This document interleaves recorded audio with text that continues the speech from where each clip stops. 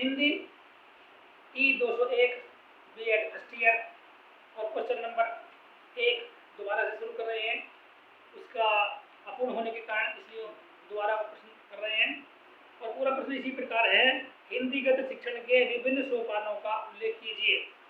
उत्तर है इसका, गद्य शिक्षण का अर्थ साहित्य की अनेक विधाओं में गद्य का स्थान महत्वपूर्ण है। गद्य कवियों तथा लेखकों की कसौटी है और निबंध गद्य की कसौटी है। भाषा का विकास निबंधों में ही सबसे अधिक संभव होता है। काव्य में अलंकार, रस, पिंगल आदि के रूपों में कवियों के लिए निर्देशन तत्व होते हैं, परंतु गद्य रचना में लेखन स्वतंत्र होता है। काव्य में भाषा संबंधी मूल को ध्यान नहीं दिया जाता है, क्योंकि भाव एवं लय की दृष्टि से व्याकरण पर कवि का ध्यान नहीं रहता है तथा गद्य के समान अपेक्षित भी नहीं है। गद्य में लेखक को व्याकरण की त्रुटि के लिए क्षमा नहीं किया जाता है। व्याकरण की त्रुटि होने पर गद्य को दोषपूर्ण माना जाता है। साहित्य के क्षेत्र में आज कहानी, उपन्यास, निबंध, लेख आदि की रचना अधिक तीव्रता से हो रही है। गद्य के माध्यम से हम अपने दैनिक जीवन में विचारों का आदान प्रदान करते हैं। गद्य साहित्य का क्षेत्र अधिक विशाल तथा व्यापक है। ज्ञानात्मक साहित्य कविता के माध्यम से संभव नहीं।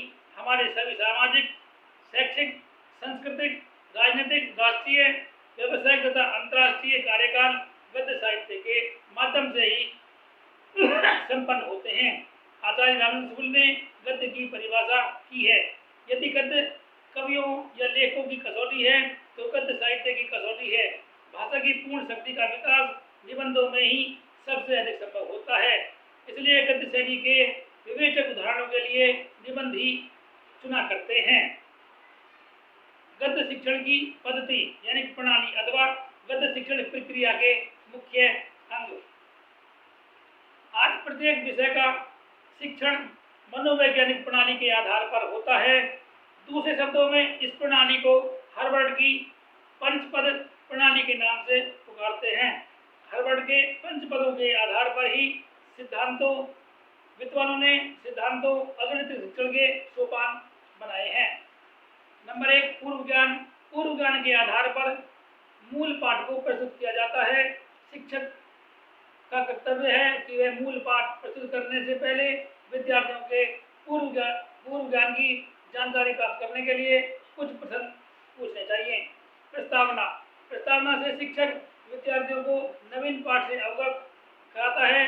पाठ की सफलता के लिए यह जरूरी है कि शिक्षक उसकी तैयारी उचित ढंग से करे, जिसके लिए शिक्षक को नवीन ज्ञान को पूर्व ज्ञान के आधार पर प्रदान करना चाहिए। जितनी सफलता से शिक्षक विद्यार्थियों के पूर्व ज्ञान को उत्पन्न करेगा, उतना ही विद्यार्थी नवीन ज्ञान को ग्रहण करने के लिए तैयार रहेंगे। इसलिए पाठ के रूप में शुरू में विद्यार्थियों से कुछ प्रश्न पूछे जाएं जिनका संबंध नवीन पाठ से हो, लेकिन यह जरूरी नहीं है कि विद्यार्थियों को नवीन पाठ ग्रहण करने योग्य बनाने हेतु उनसे केवल कुछ प्रश्न पूछे जाएं। पाठ के शुरू में मनोरंजक विषयों की भी व्यवस्था की जा सकती है अथवा सहायक सामग्री को प्रस्तुत करके ही पाठ की शुरुआत की जा सकती है। गद्य के पाठ में प्रस्तावना की शुरुआत निम्नलिखित विधियों में से किसी एक के द्वारा भी की जा सकती है। सहायक सामग्री के द्वारा। छोटी कक्षाओं में सहायक सामग्री के द्वारा प्रस्तावना का आरंभ किया जा सकता है। जैसे यदि शिक्षक को छात्रों को जवाहरलाल नेहरू का पाठ पढ़ाना है तो उन्हें जवाहरलाल नेहरू का चित्र दिखाकर प्रश्न पूछे जा सकते हैं। नंबर 2, पूर्व कथा के द्वारा। जैसे यदि महात्मा गांधी के लोक कल्याणकारी कार्य नामक पाठ पढ़ाना है तो ऐसी स्थिति में शिक्षक विद्यार्थियों को महात्मा गांधी के जीवन की पूर्व घटनाओं से परिचित कराएगा, उसके बाद में ही पाठ का आरंभ करेगा। पूर्व कथा पर प्रश्न भी पूछे जा सकते हैं लेखक से संबंधित कथन द्वारा। इसके द्वारा शिक्षक लेखक के जीवन से संबंधित किसी महत्वपूर्ण घटना का उल्लेख करता है तथा फिर कहता है, आज हम उन्हीं के द्वारा लिखे गए पाठ को पढ़ेंगे। इसका प्रयोग केवल बड़ी कक्षाओं में ही किया जा सकता है। प्रश्नोत्तर के द्वारा प्रश्न पाठ की ओर ध्यान केंद्रित करने के लिए ये जाए प्रस्तुतिकरण गद्य के पाठ सामान्यतया बड़े होते हैं, इसलिए पाठों का भाव भी समानता की दृष्टि से 2 या 2 से अधिक भागों में विभाजित करना चाहिए।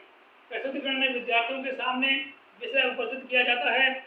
उद्देश्य कथन के समाप्त होने के बाद विद्यार्थी का ध्यान नवीन पाठ पर केंद्रित हो जाता है, इसलिए अब शिक्षक का कार्य ज्ञान का प्रस्तुतिकरण करना हो जाता है। किंतु समस्या यह है कि नवीन पाठ को किस प्रकार प्रस्तुत किया जाए। इस विषय में विद्वानों के विभिन्न मत इस प्रकार है। नंबर 1 शिक्षक के आदर्श पाठ के माध्यम से, नंबर 2 शब्दों के अर्थ द्वारा, नंबर 3 मौन वाचन द्वारा। उद्देश्य कथन प्रस्तावना के अंत में ही विद्यार्थी को पाठ के उद्देश्य का आभास प्राप्त हो जाता है, किंतु फिर भी शिक्षक को नवीन पाठ के उद्देश्य का स्पष्टीकरण करना चाहिए। उद्देश्य का स्पष्टीकरण हो जाने से विद्यार्थी उत्साहित होते हैं तथा उसे प्राप्त करने के लिए सजग हो जाते हैं, किंतु उद्देश्य कथन अधिक बड़ा नहीं होना चाहिए।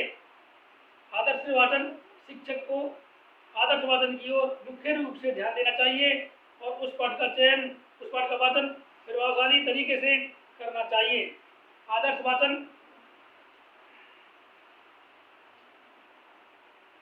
करते समय शिक्षक को निम्नलिखित बातों की ओर ध्यान देना चाहिए। जिस समय शिक्षक वाचन कर रहा हो उस समय विद्यार्थी पुस्तक खोलकर नहीं देखें, बल्कि पुस्तक को बंद करके शिक्षक की ओर देखें। ऐसा करने पर विद्यार्थी शिक्षक की मुख की आकृति के द्वारा भाव समझ सकेंगे और उच्चारण तथा पढ़ने की गति की ओर उनका ध्यान रहेगा तथा वाचन के लिए भी तैयार हो सकेंगे। वाचन करते समय पाठ्य सामग्री के भावों के अनुसार मुख की आकृति बनाई जाए। वाचन करते समय शिक्षक को अपने खड़े होने के ढंग और पुस्तक को पकड़ने के ढंग आदि का भी ध्यान रखना चाहिए। झुककर या टेढ़े खड़े होने के स्थान पर सीधे खड़े होना चाहिए और बाएं हाथ में पुस्तक लेकर दाएं हाथ को स्वतंत्र संचालन के लिए छोड़ दिया जाए। वाचन करते समय शिक्षक को अपना चित्त प्रसन्न रखना चाहिए। मुख पर नीरसता न होकर मृदु मुस्कान रहनी चाहिए। वाचन करते समय विराम आदि चिन्हों का ध्यान विशेष रूप से रखा जाए तथा भाव के अनुसार ही ध्वनि का उतार चढ़ाव होना चाहिए। वाचन करते समय परिस्थिति तथा आवश्यकता अनुसार सीमित मात्रा में अंगों का संचालन किया जाए। मौन वाचन का मुख्य उद्देश्य छात्रों को गद्य पाठ की व्याख्या को समझने एवं मनन करने का अवसर प्रदान करना है। मौन वाचन द्वारा छात्र पढ़ी हुई सामग्री को अच्छे ढंग से विश्लेषण कर लेते हैं। जिस समय छात्र मौन पाठ कर रहा हो उस समय शिक्षक को पूरी कक्षा की ओर अपना ध्यान केंद्रित करना चाहिए और देखना चाहिए कि छात्र ठीक प्रकार से शांत भाव से पुस्तक पढ़ रहे हैं अथवा नहीं। बोध प्रश्न करने का मुख्य उद्देश्य यह है ज्ञात करता है कि छात्र पाठ्य सामग्री उचित प्रकार से समझ सके हैं अथवा नहीं। प्रश्न सरल, स्पष्ट तथा संक्षिप्त होने चाहिए और उनका विवरण पूरी कक्षा में समान रूप से किया जाना चाहिए। प्रश्न पूछते समय शिक्षक को इस बात का ध्यान अवश्य रखना चाहिए कि प्रश्न पाठ्य सामग्री के केंद्रीय भाव से संबंधित हो। निरीक्षण कार्य बोध प्रश्न के पश्चात छात्रों को श्याम पट पर सारांश लिखने का अवसर देना चाहिए एवं शिक्षक को प्रत्येक छात्र के पास जाकर उसके लिखित कार्य को निरीक्षण करें। शब्द व्याख्या छात्रों को शब्द का अर्थ सीधे रूप से न बताकर विभिन्न विधियों के द्वारा बताना चाहिए। नंबर 1 वास्तविक वस्तु के प्रस्तुतिकरण द्वारा छोटी कक्षा में वास्तविक वस्तुओं को प्रस्तुत करके भी शब्दों के अर्थ को स्पष्ट किया जा सके। जैसे सरोवर शब्द का अर्थ तालाब को दिखाकर स्पष्ट किया जा सकता है। सरोवर का अर्थ तालाब होता है ना। चित्र तथा मूर्ति के द्वारा कुछ शब्द चित्र दिखाकर तथा कुछ शब्द मूर्ति दिखाकर स्पष्ट किए जा सकते हैं। जैसे भानु शब्द का अर्थ सूर्य के चित्र को दिखाकर बताया जा सकता है। इसी प्रकार सिंह के लिए शेर और मूर्ति का प्रयोग किया जा सकता है।